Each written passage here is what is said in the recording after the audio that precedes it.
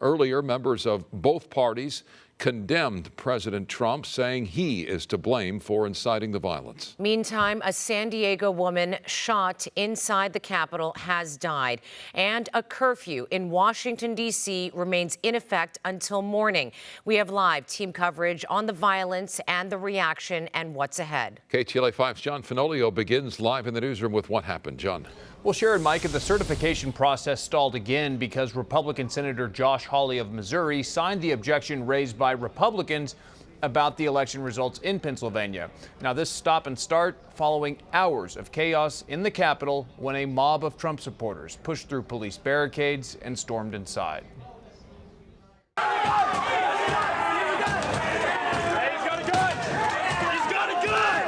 Shots fired inside the U.S. Capitol as armed pro-Trump demonstrators stormed the building.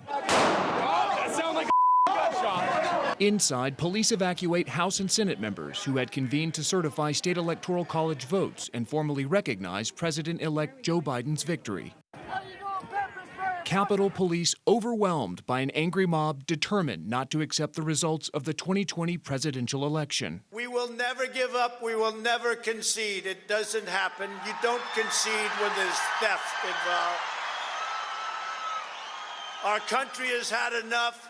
We will not take it anymore. Hours earlier, President Trump rallied a crowd of loyal supporters and called on Vice President Mike Pence to exercise authority he does not have to overturn the will of voters. And Mike Pence is going to have to come through for us. And if he doesn't, that will be a sad day for our country. Thousands then marched to Capitol Hill and clashed with police. At one point, an armed standoff unfolded as officers attempted to keep Trump supporters from entering the House chamber. The scenes of chaos at the Capitol do not reflect a true America.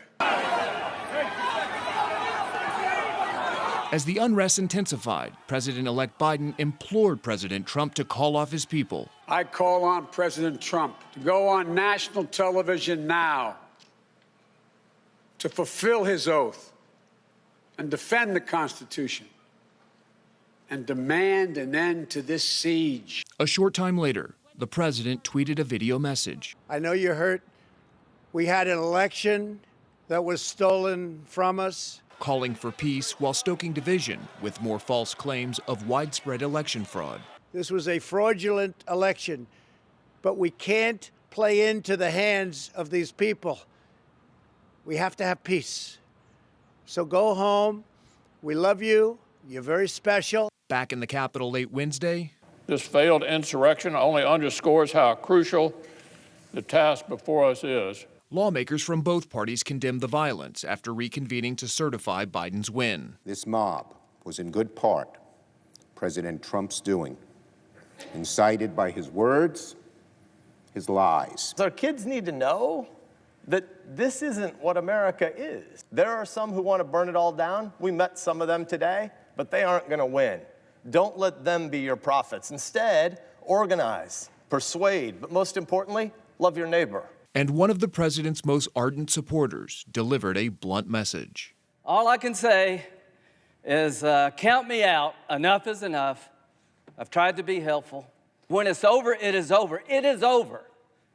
Joe Biden and Kamala Harris are lawfully elected and will become the president and the vice president of the United States on January the 20th. Several Republican House members also raised objections about 4 other swing states, but those objections require a senator's signature and no senator signed them. Pennsylvania will likely be the last objection when Congress resumes tomorrow. Bottom line, Joe Biden will be certified as the 46th president of the U.S. Chair Micah, back to you. John, thank you.